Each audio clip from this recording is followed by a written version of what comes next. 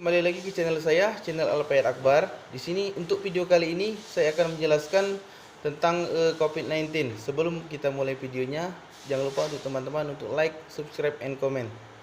Baiklah, untuk definisinya, infeksi virus corona atau COVID-19 disebabkan oleh coronavirus, yaitu kelompok virus yang menginfeksi sistem pernapasan.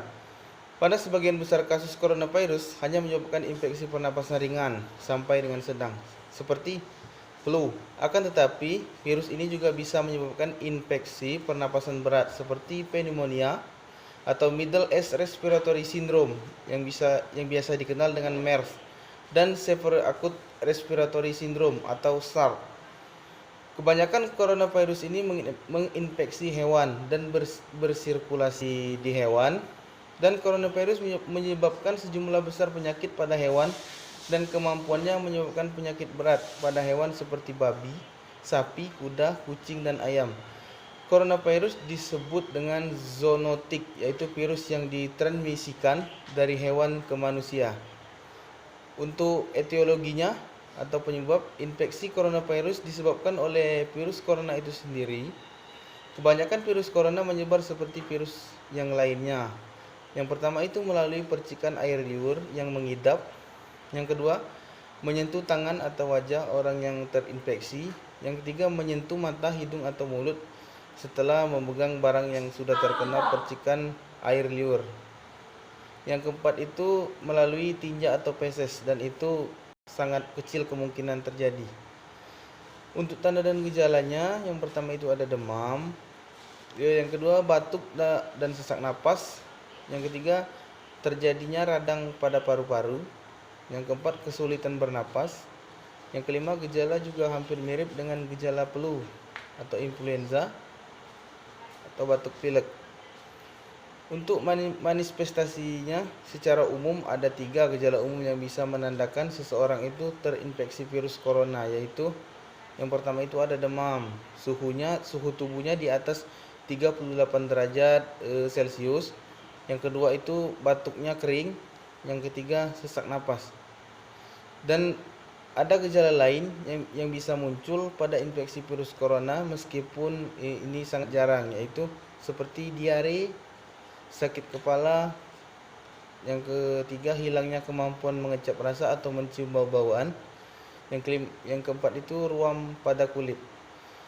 Gejala-gejala COVID-19 ini umumnya muncul dalam kurun waktu 2 hari sampai 2 minggu setelah penderita terpapar virus corona.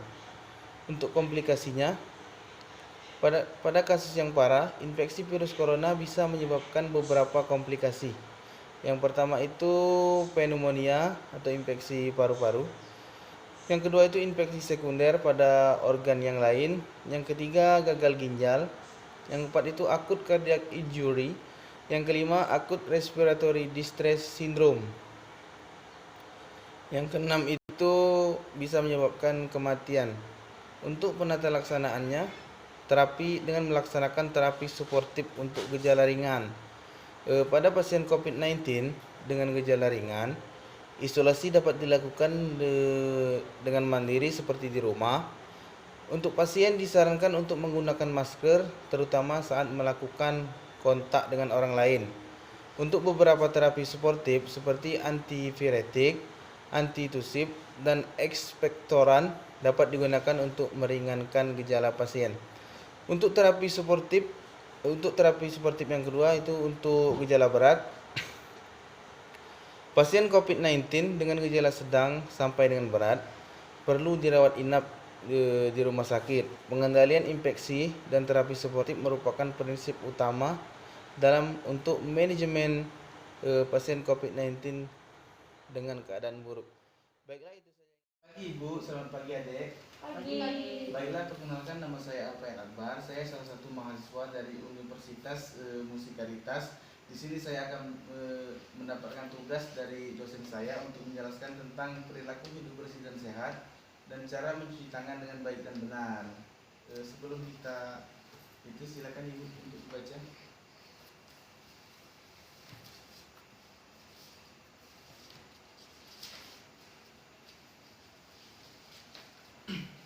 Baiklah, untuk perilaku hidup bersih dan sehat, pertama itu kita harus mencuci tangan dengan baik dan teratur. Yang kedua itu kita harus mengkonsumsi makanan yang sehat serta sayuran dan buah-buahan. Yang selanjutnya untuk berolahraga secara teratur. Baiklah, apakah ibu-ibu dan adik sudah tahu bagaimana cara mencuci tangan dengan baik dan benar? Belum. Baiklah, kita akan mulai cara mencuci tangan. Untuk ibu-ibu dan adik silakan dilihat di flagnya. Langkah yang pertama itu basahi tangan dengan air. Yang kedua kasih sabun, air mengalir. Yang kedua kasih sabun. Yang ketiga gosok perlahan seperti ini dan seperti ini. Kemudian seperti ini dan mengunci. Terus jempol seperti ini dan cuci. Terus untuk sesuai dengan anjuran pemerintah saat ini, ketika kita harus berpergian keluar rumah, kita diwajibkan untuk memakai masker. Terus ketika kita pulang ke rumah, kita harus mencuci tangan dengan baik supaya tidak menularkan keluarga kita di rumah seperti anak-anak, orang tua. Bu dan adik, terima kasih telah meluangkan waktunya